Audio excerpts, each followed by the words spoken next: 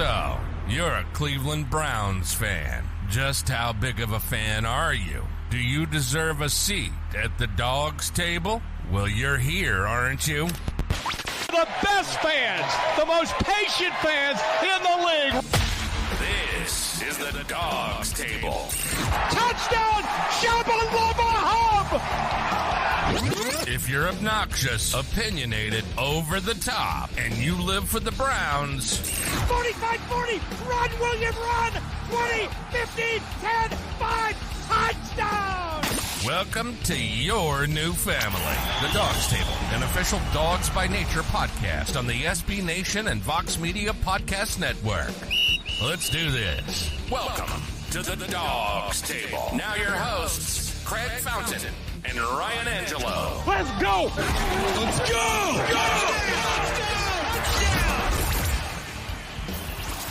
What's up, everybody? It's Craig Fountain and Ryan Angelo here for the Dawgs Table. How you doing today, Ryan? I'm doing great, my man. This is a back-to-back Victory Tuesday. I cannot be any more excited.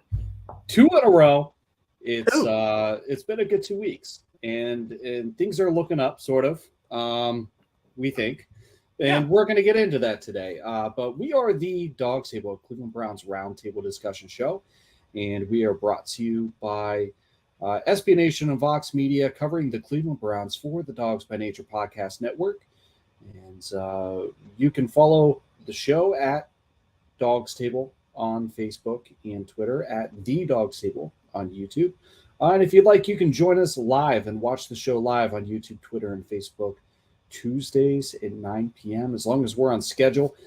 We've had a rough couple of weeks scheduling wise, but we are generally very consistent with the live show. Getting sick, but I digress. Yeah, there's been a couple things, but we just got to beat the Houston Texans in Houston. It was Deshaun Watson's debut.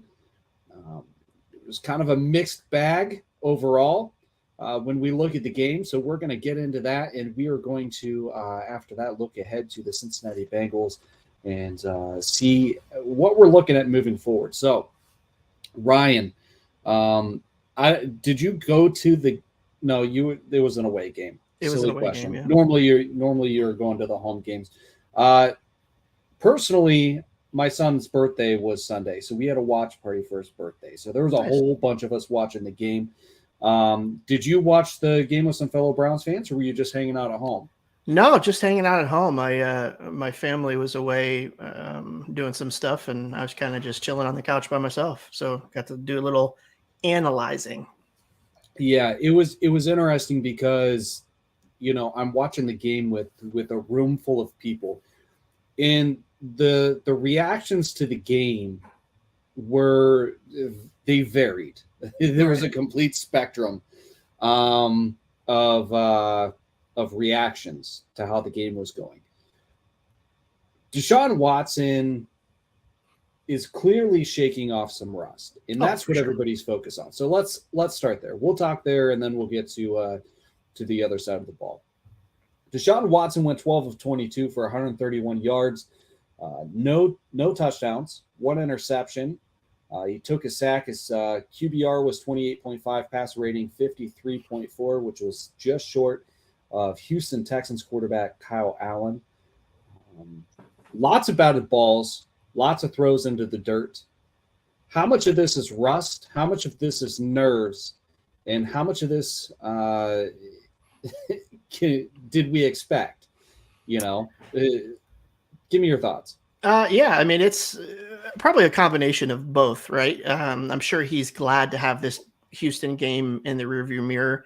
But we kind of talked about it in some shows in the past that we were expecting a little bit of rust, right? He's been out for a little bit of time, 700 days without playing a game of football. You can't really simulate game speed in practices or drills and things of that nature. So I would say it was to be expected. His mechanics were a little off. He's, throwing into the dirt, like you said.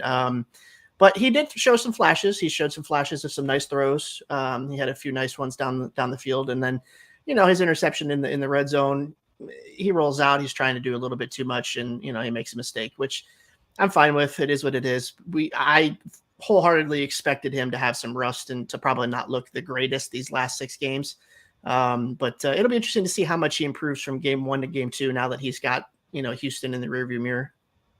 So you weren't expecting him to be perfect. And I think that, for the most part, most fans probably had that expectation. It wasn't going to be flawless. Some thought he was going to come in and light the world on fire and throw for 400 yards and 4 touchdowns. And, he's going to be, that type of quarterback from here on out. I think it's going to be a slower progression. What he did was very obvious. The batted balls, the throws into the dirt, the accuracy wasn't there. What did he do well, in your opinion? Were there any positives to pull away from this game when it comes to Deshaun Watson? Yeah, I mean, he ran the offense, right? He had command of the offense. It seemed like he had command of the huddle.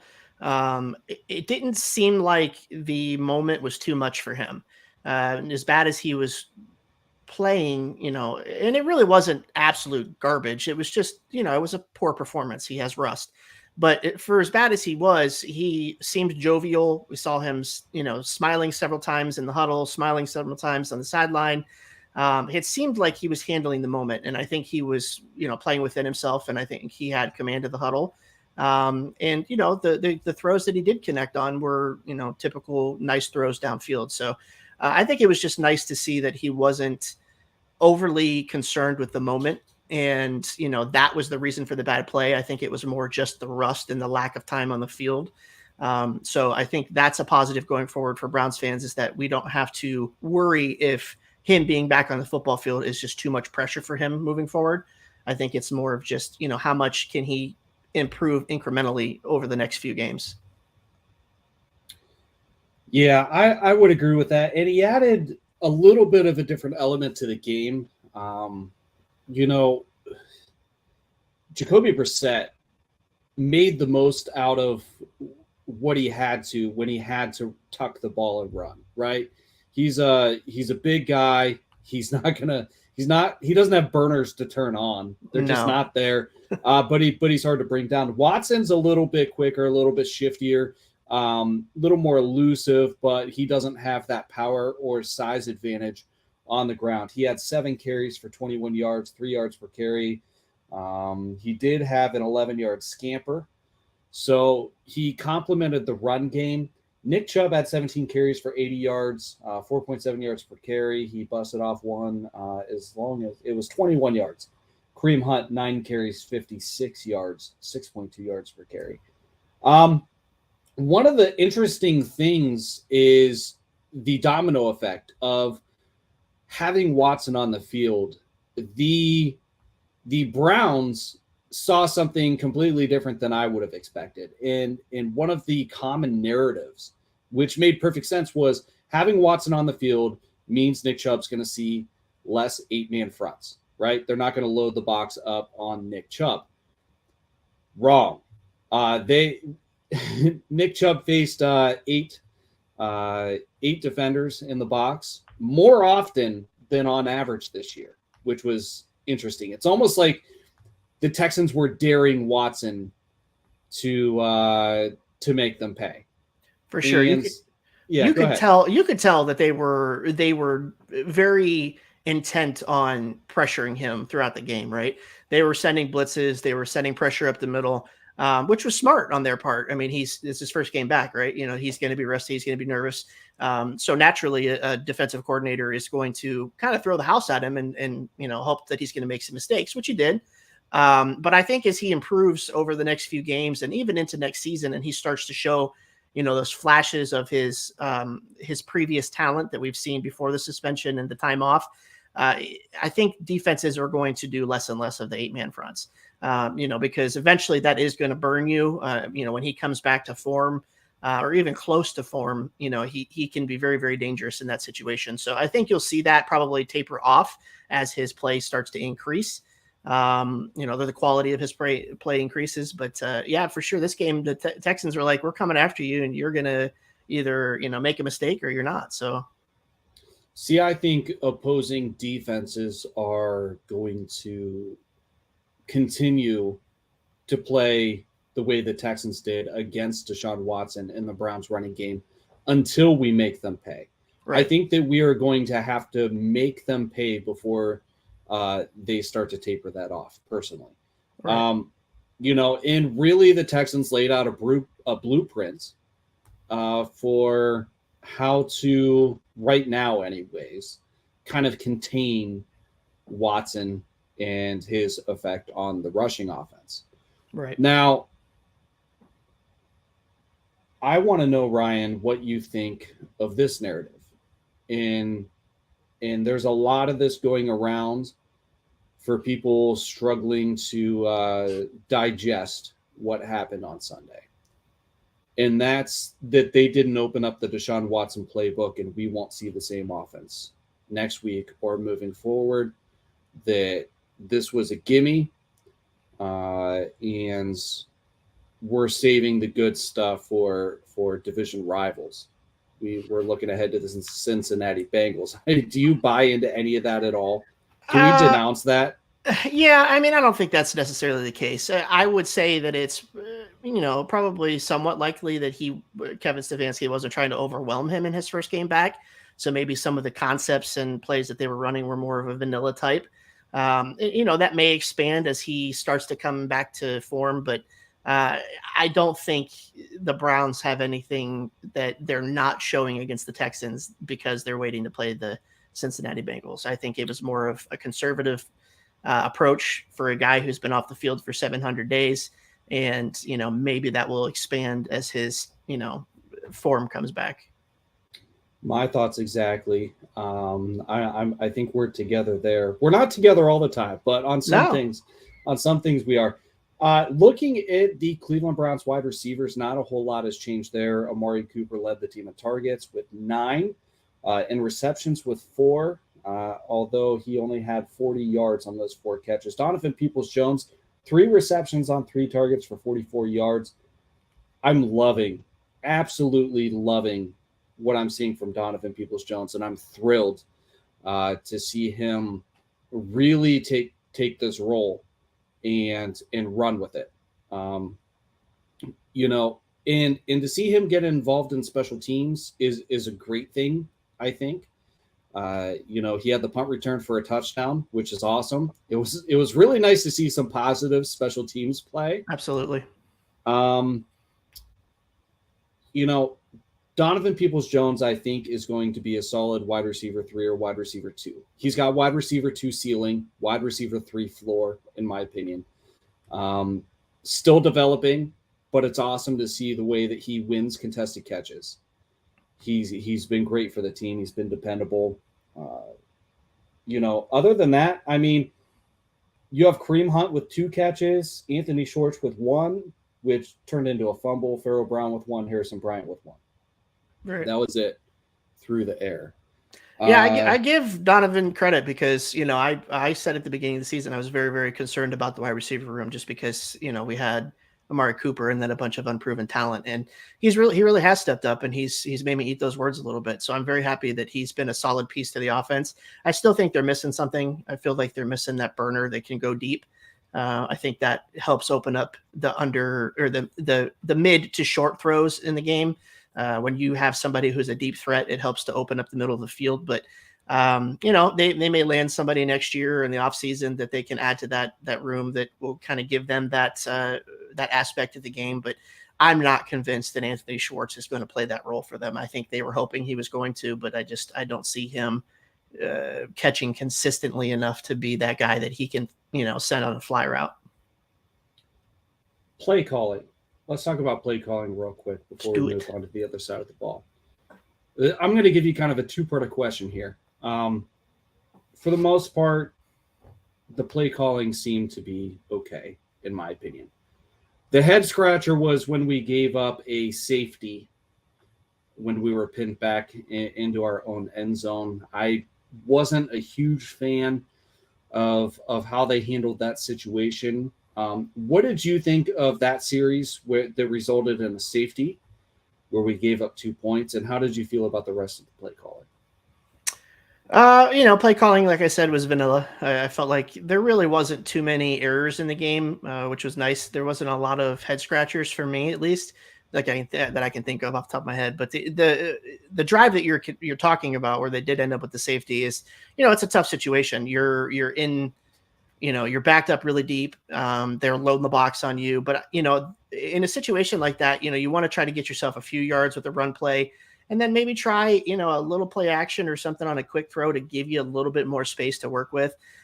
So he was very, very conservative in that situation, which, I don't know, does it necessarily surprise you that he went conservative there? But, it didn't work out for him in that situation. So, we can, Monday morning quarterback it all we want. But, overall, I felt like the game was pretty decently called for what he was dealing with, a quarterback who, like I said, who hasn't been on the field for 700 days. So I can't complain too much. Moving on to the defensive side of the ball, we had 2 defensive touchdowns, which is awesome. It's great to see. One of the worst things about the Browns defense this year, and there's a lot of bad things about the Browns defense this year. One of the most frustrating parts, one of the worst parts, is the turnover differential. We are not taking the ball away. Well, that changed this past week, and we got scores from it. How did you feel about the defensive side of the ball? And on an already injury-riddled defense, what's it going to feel like to lose Taki for the rest of the season? Yeah, the defense played well. I was kind of nervous there at the beginning. They had, I think the Texans, right at the beginning of the game had 60 yards rushing on us, which they were only averaging like 70 to 80 or something like that on the season.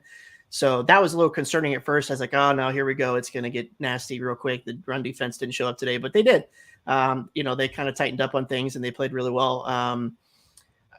I still feel like they could have been a little bit more aggressive in some of the things they did, but you can't complain when they do win a game for you. Like you said, two turnovers for scores. So that's helpful.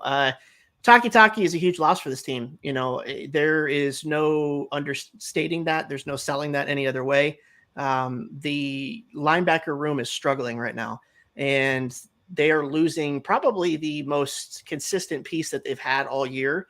And if he's not the most, he's top 2.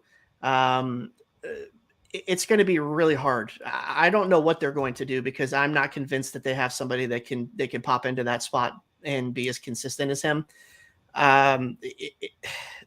JOK is going to have to step up. The rest of this linebacker room, guys like Tony Fields, he had a nice play in this game. He's going to have to step up. This is why I don't understand the logic of not paying top tier talent at linebacker or defensive tackle, or trying to spend money in those rooms. I don't understand the logic of why it seems like every Browns regime doesn't really care about those positions, which is weird, because those positions are so important for the rest of your defense. They set the tone for the rest of your defense, and it's going to be very, very hard for the Browns to stop the run at this point. And it's going to be interesting to see how they adjust to not having him, what Joe Woods does, because, he's a huge loss. So, speaking of Joe Woods, what did this performance do to cool his seat down? Did it cool it down at all for you? No. No, and I say that good, because I agree with you. And I didn't want to lead you by giving my opinion, right? But I feel strongly about this, so I'm going to throw it out there and then let you talk. All right. Just because I'm still fired up about this. This defense has been awful. Yeah. This defense could replicate this performance against the Texans in every game for the rest of the year. I will still be calling for Joe Woods to be fired. That's how I feel. Sorry, go ahead. No, I agree with you. I mean, this is the problem. Last year they were terrible at the beginning of the season, and then they kind of picked it up towards the end of the season. And that seems like that's maybe the trend that's going on right now. But you just can't have that in the NFL. You have to have consistent play in the NFL. You have to have consistently good play on the defensive side of the ball, and really on all sides of the ball. But defense is extremely important. There's just too many extremely talented offenses out there that you cannot field a defense that only performs 5 to 6 games out of a year. It's a 17 game season. You just can't do it, right? It's the percentage there is garbage, right? 5-6 games out of 17, it just doesn't work. So, it's extremely concerning to me that we have been unable to field a competent defense consistently with the talent that they have. There may be some guys that aren't as talented as we thought, or there may be some defensive coaches that aren't as good as we thought. But whatever it is, it comes back to the defensive coordinator. He's responsible for everything. When they're not performing and you can't get guys to perform for you, a change needs to be made. And unfortunately, that's just the way the business is. If you're not getting your job done, somebody else is going to come in and do it for you. So it's the same for players, and it should be the same for coaches. If the players and coaches aren't on the same page and the coach can't get the players on the same page, then there's an issue there, and you have to address it. And unfortunately, I want to see a consistent defense, and that's the biggest need. And for me and this team is they would be light years better with a consistent defense. There's been too many games that have been lost on poor defense, and time's up. All right. So one last thing I want to ask you about before we move on to the Cincinnati Bengals. Shameless plug. I went on a radio show earlier this week following the game. We're recording this on Tuesday, so we'll call it yesterday. And it was a Dallas radio station, and they asked me how I felt about Deshaun Watson still kind of just scooting past the questions. How do you feel about Deshaun Watson's strategy from a PR perspective by not acknowledging anything, not showing any sort of, he's really just still not talking about it. Do you think that's the right strategy moving forward? Does it even matter at this point? No, it doesn't matter, because no matter what he does, it's going to be overly criticized. Every word that he says is going to be picked apart. Every sentence he says is going to be picked apart. And it was it should have been expected that this was the route that they were going to go when he came back. Listen, I'm only going to answer football questions. I'm here to play football now. I've served my suspension. Honestly, to me, it doesn't bother me either way. He had a press conference. He answered a ton of, difficult questions at his press conference, the introductory conference that he had with the Browns. What else is there to say at this point? I mean, like I said, he's just either going to put his foot in his mouth, or he's going to say something that he means one way and the media is going to twist it and make it sound like he didn't mean it that way. So to me, I just think he's trying to protect himself and really trying to keep the focus on the team and not him, which, it's smart on both accounts. To me, I have no personal opinion on whether he answers questions or not. They can ask him the questions, and if he says no, then that's it. Just respect his wishes.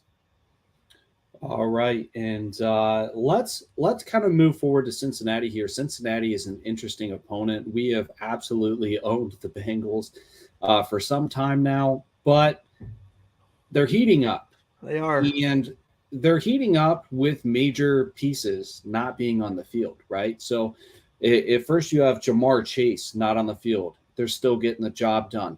Now you have Joe Mixon not on the field, still getting the job done. They're looking like they could be a legitimate title contender. It doesn't taste good, those words on the tip of my tongue as I say them, but it is what it is. And they're a very good team. They have the 7th ranked offense in the NFL when it comes to points per game. They are ahead of us in yards per game. They're number 5. We're ranked number 6. It's a very good offense. What are the keys to the game on defense when we look at the Cincinnati Bengals with Joe Burrow, maybe Joe Mixon, Jamar Chase, T. Higgins, Tyler Boyd, Hayden Hurst? I mean, these guys are they're clicking. What do we got to do? Can we do it? Yeah, it's such a weird game to predict because, like you said, we've done so well against them. For whatever reason, they just kind of like fall apart when they play us. But you just wish that Jamar Chase was out one more week, right? Just give me one more week so that my Browns can play you. But it's going to be hard. This week is going to be difficult. It's a good thing that the Browns defense kind of seems to be trending upwards, but stopping the run is going to be pivotal in this game. I know that, I don't think Mixon is he playing or is he back? Do you know? I don't have the official update. I'll try to pull it up. Well, I know that I watched the game this past week where they had P. Ryan running the ball extremely well against Kansas City. And he's done pretty well throughout his career filling in. Like he's no slouch. No, he's not. And he's a good running back. He's very physical. He's big. So it's going to be a test for the linebackers in this, in this Browns defense, because like I said, they're injured, they're hurt. Some of them aren't even 100%. And we already know how lethal their passing game can be. And this is a game where guys like, Newsome and Ward and, Martin Everson, those guys have to play lights out. You have to play lights out. You have to shut them down in the pass game. And we have to hope that the run defense is there, because, if P. Ryan starts running all over you, it's not going to be good for the defense. They're going to start throwing the ball. It's going to open up the pass. And, I don't have the confidence in Joe Woods that he's going to adjust appropriately to stop that team. So I'm definitely concerned about the game. I don't really care about past history. Any given Sunday you can be beat. But they looked extremely good against Kansas City this past weekend. And, they looked like the better team on the field, which is rare when you see Kansas City play. So, we'll see. Hayden Hurst is doubtful for Sunday. That is his official designation as of right now. I'm seeing in the comments that he may be out for those of you watching this broadcast live. But when I pulled it up, I'm showing doubtful. Mixon may play. He may or may not play. And even if he's still banged up a little bit, that rotation between P. Ryan and Mixon can still do harm. Yeah. So, it's like you said, it's so tough to predict because we've played them really well, right? And we keep beating them, but honestly, they're good. Yeah, they're such a good football team, and it's mind-boggling that we've done so well against them. To me, for me, it's a 50-50 toss-up. They're either going to blow us out or we're going to beat them. That's how I see the game. Their offense is so good, and their defense has been overperforming for, a year and a half now. So it's going to be interesting to see how Deshaun looks, how the offense looks, and what our defense does.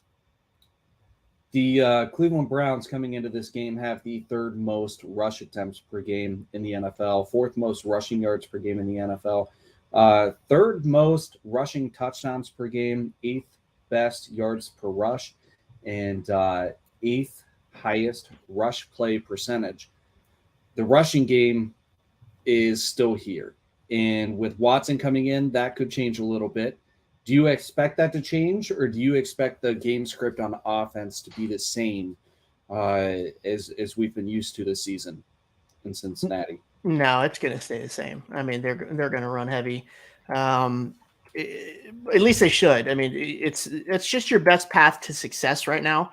You have a quarterback that's rusty, and that was very evident this past weekend. So I think that they need to lean on Chubb and Hunt, and throw in some timely passes. It's the recipe for success for this team right now.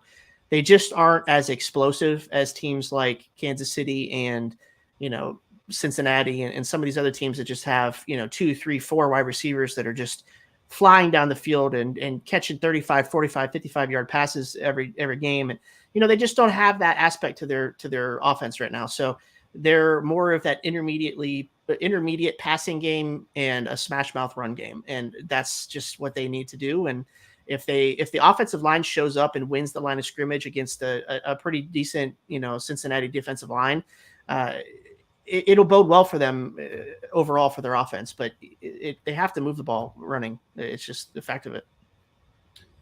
All right. And, the Cincinnati Bengals are better than the Browns in some areas when it comes to third down conversions, when it comes to red zone scoring, when it comes to turnover differential.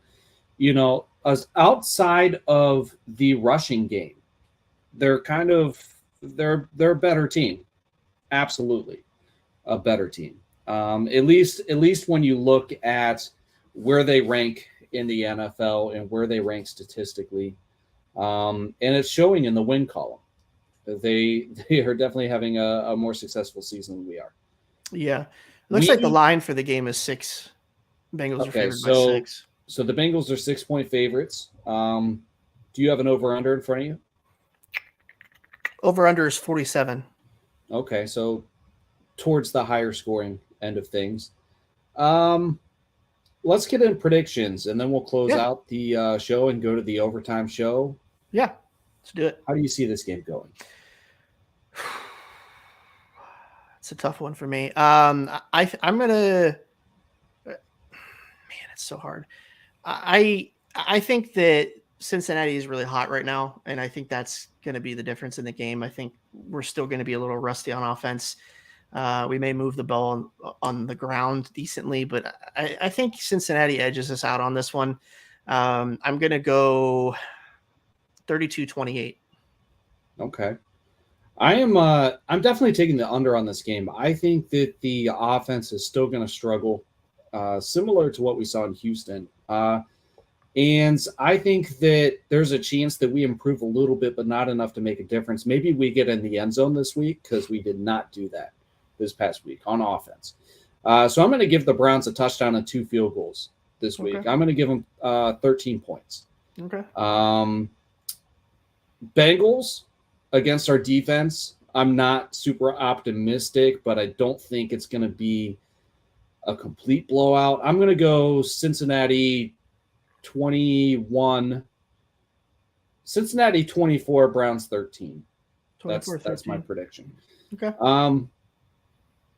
I'm nervous about this game because I think that this is, of the games left on the schedule, this is of importance. This is of urgency, right? We have winnable games if we look past the Bengals. We have a matchup against the Ravens, potentially without Lamar Jackson. We have the New Orleans Saints. We have the Steelers, which aren't really doing much better than we are. Who's the other one we got? Got the Ravens, the Commanders, the Saints, the Steelers, and the Commanders. Those are all far more winnable if the Ravens are without Lamar Jackson. For sure. Yeah, it could be argued that this is probably our toughest game left. Yes, remaining.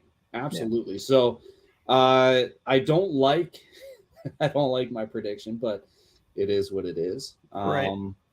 All right. So do you think that you do think we're going to see improvement from Deshaun Watson though? I think so. Or is it going to come later in the season? No, I think you're going to notice some things from game to game. I don't think it's going to be a situation where you're going to see a massive change from one game to another. I think he's really going to take some time to get his feet underneath him. And it's going to be incremental each game he plays. So, we've got five games left, right? Yeah. Yeah. So, I mean, it's these last 5 games, I think you're going to see improvement each game. It's not going to be like, he's not going to come out next week and throw for 400 yards and, 5 touchdowns or whatever. It's not going to work like that. I think he's going to need, this offseason and then these games to really find himself again. And next year is really when we're going to see the fruits of his labor and the benefit of the trade for the Browns. All right. And that is it for this episode of the Dawgs Table. We are part of the Dawgs By Nature podcast network. Stick around if you're watching for the overtime show. We are brought to you by SB Nation and Vox Media, covering the Cleveland Browns, again, for the Dawgs By Nature podcast network. We are the Dawgs Table. I am Craig Fountain here with Ryan Angelo. And until next time, go Browns. Go Browns. All right. That is it for the Dawgs By Nature podcast network portion of the show. We are here for the overtime, the garage beers section of the show, if you will. A little more casual. If anybody wants to join the show and talk Browns with us, I'm going to put a link in the comments of Facebook and YouTube. You can click the link to join the show and talk with us. If you have any questions, feel free to ask them in the comments, and we can interact with your comments and answer your questions or address whatever you have to say. Craig, congratulations, by the way. You had won one of my giveaways. Nice. So hopefully that gets to you in the mail before Christmas. It's a little crazy with the holiday season and shipping. So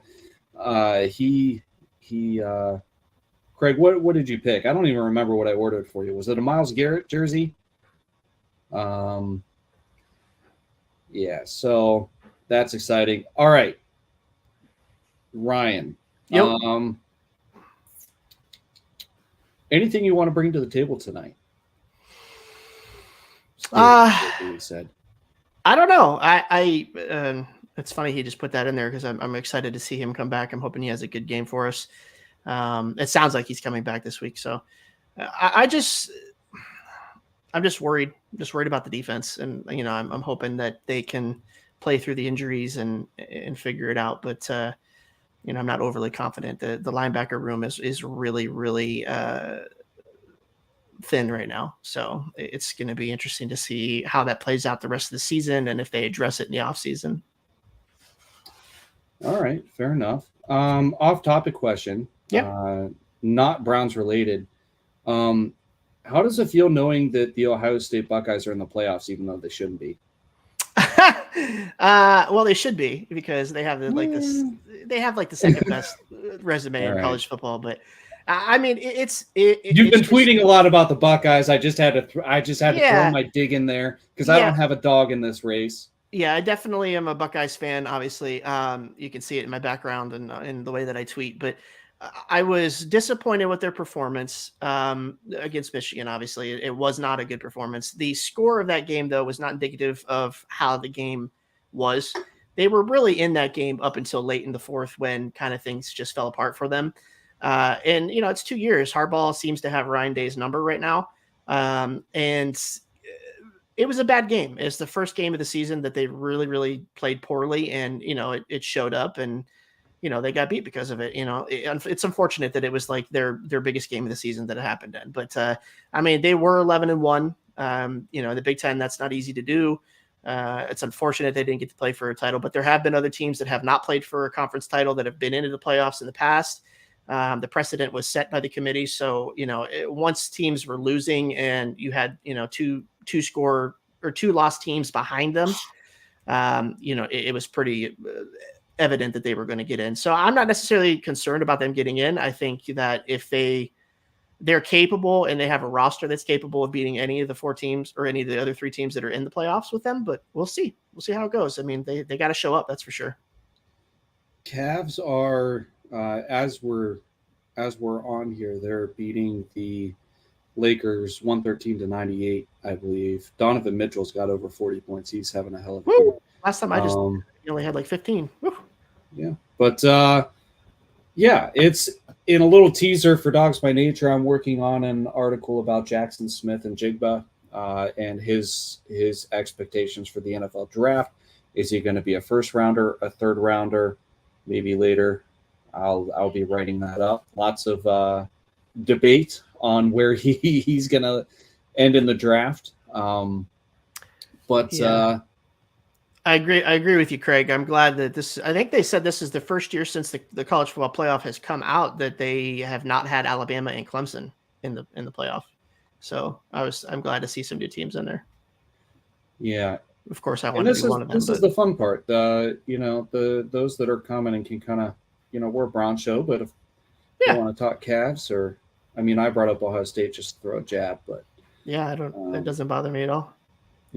College football is probably my second love. I'm very passionate about it. I follow recruiting. I follow a lot of the things related to Ohio State. So there's not much going on with the program that I'm not some type of clued in on because I do a lot of research and I'm in a lot of forums and such. So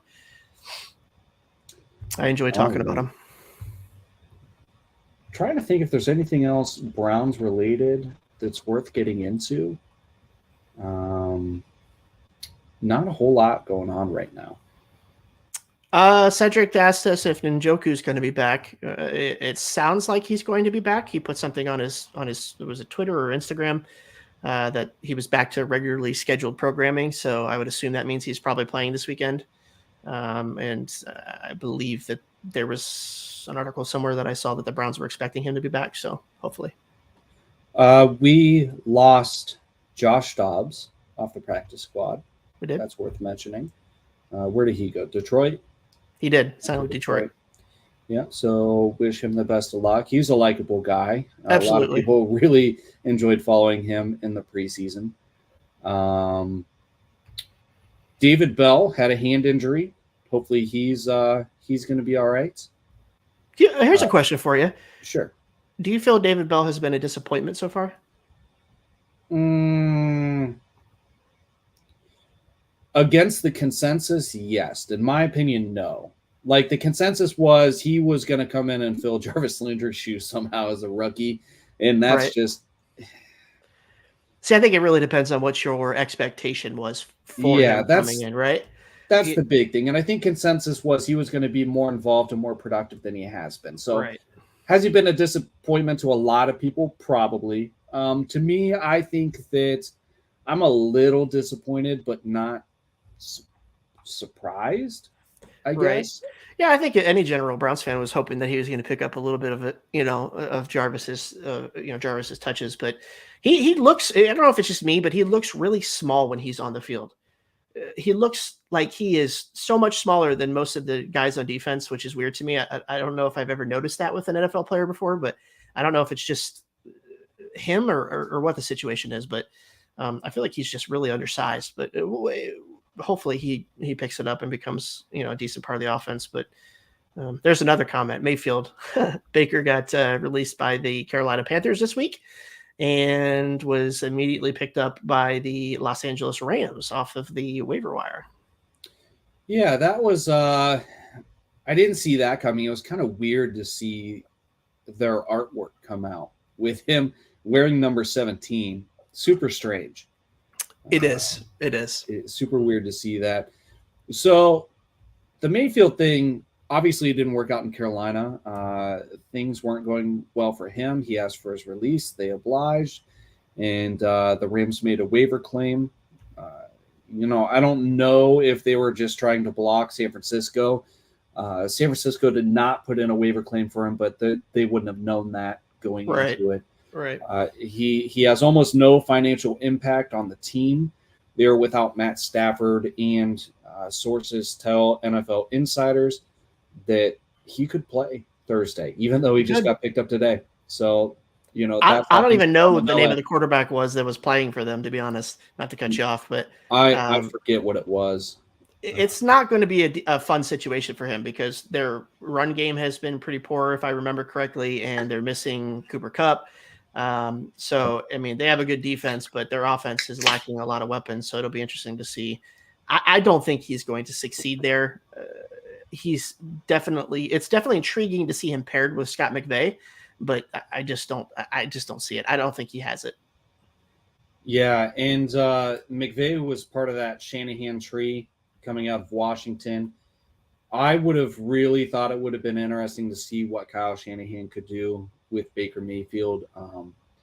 If there's anybody that could squeeze production out of Baker, I think it is him. Yep. And I think that for Baker, most of his struggles are psychological. I mean, self-inflicted or not, the ringer he just went through is really hard to come back from. So, he's clearly not mentally where he needs to be. He's got physical tools and he has disadvantages like his height and things like that. But I think psychologically he's forever scarred. So yeah, I'm looking at the weather for Sunday for Cedric, by the way. It is. I already got it. If you're not too far into it, it is going to be 49 and cloudy. Not much wind. Yeah. Nope. No rain. Nothing like that. Nope. Not as of right now. Yeah, I would have been interested to see Baker in either New York or San Francisco, but we'll never know. Yeah. Other than that, slow news week. Indians signed a first baseman today. Bell? Yeah. There you go. Guardians? They're the Indians to me. Sorry, I don't care. Oh, man. All right. Well, if nobody has anything else, we're going to go ahead and close out the show. I think everybody's watching the Cavs game. So probably. They'll be watching the replay as anybody can on YouTube, Facebook, and Twitter immediately following the show. Moving forward, you can catch the audio replay of the first portion of our show on the Dawgs By Nature Podcast Network, wherever you get your podcasts. This is the Dawgs Table. Thanks for joining. For those of you that are in here, Craig, Cedric, anybody that commented, and watch. We appreciate you. And I'm Craig Fountain with Ryan Angelo here with the Dawgs Table. And until next time, go Browns. Go Browns.